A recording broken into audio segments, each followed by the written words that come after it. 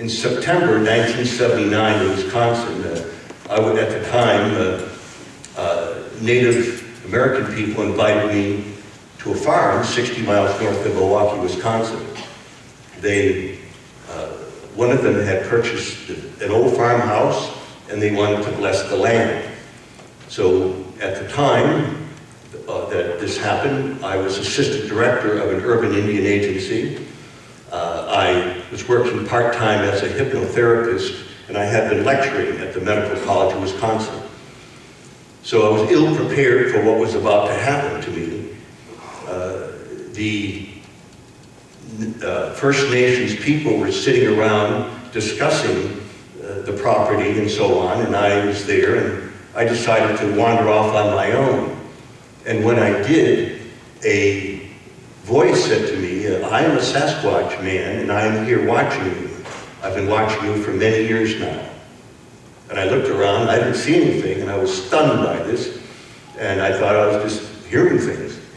So he kept repeating himself, and I was standing, and I thought, this is ridiculous, but I thought, well, if I walked away, maybe 50 feet, all that would go away, I'd never experienced anything like it, and I didn't know how to handle it. I wasn't afraid, I just was confused.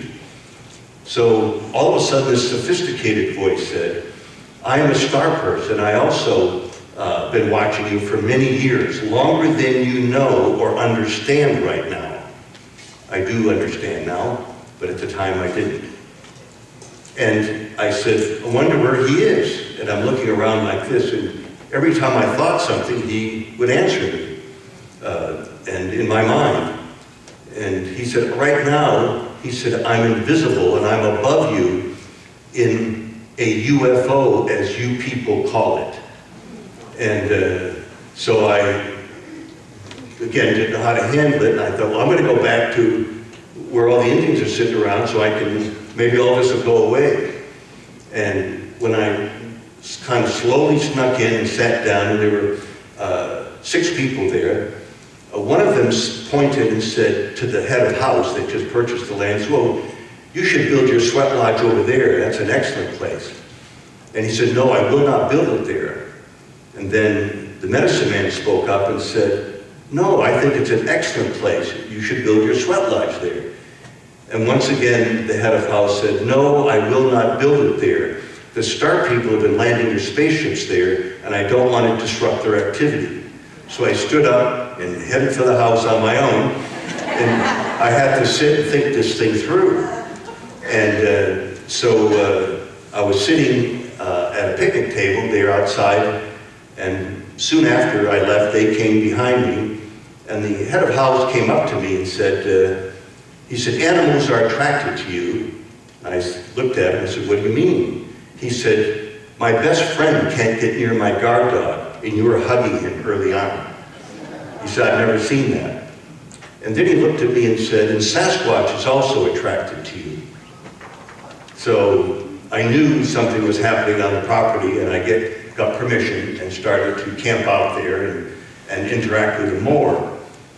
But the most unusual thing that happened was 2 days later, in the middle of the night, it was 2:45 in the morning, a voice said to me, wake up, my friend, we are here. And it woke me up. Really, it's interesting, every time they do that, I'm wide awake instantly. And I thought I was facing the wall. I thought that a burglar had broken in and he was being funny and saying, hey, wake up, my friend.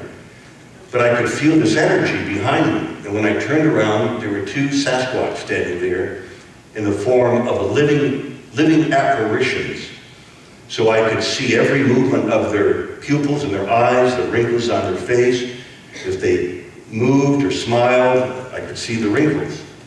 One of them floated down through the floor so he would be even with my face, and we talked.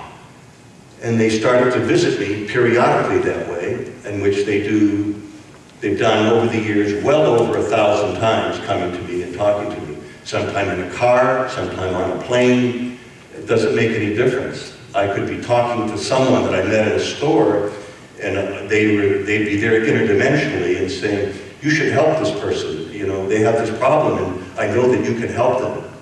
And so I start talking to the person more, and all of a sudden they start to open up and say, oh yeah, I'm going through this, and or I could counsel them just briefly and put things in perspective for them, which is one of my jobs. One of the things that I do here in helping people.